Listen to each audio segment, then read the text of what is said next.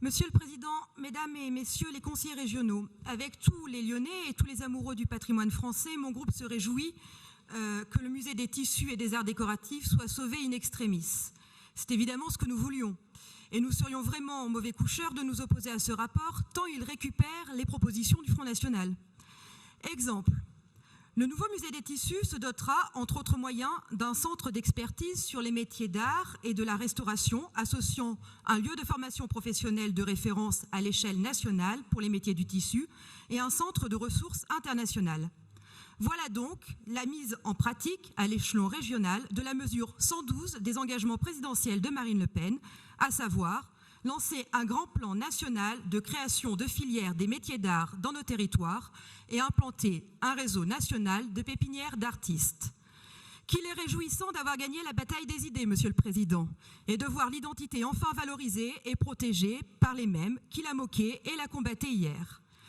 Certains esprits narquois verront dans ce rapport mis à l'ordre du jour de cette plénière précisément une belle aubaine à 2 semaines d'un scrutin interne de votre parti.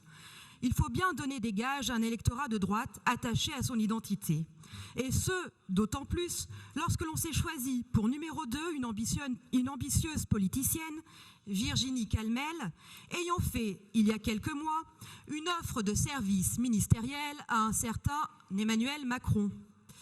Nous aimerions croire que, loin de tout calcul bassement politicien, vous êtes sincèrement rangé à la philosophie du Front National en matière de politique culturelle, à savoir conserver, non seulement pour conserver, mais surtout pour transmettre, enraciner et cimenter les Français entre eux.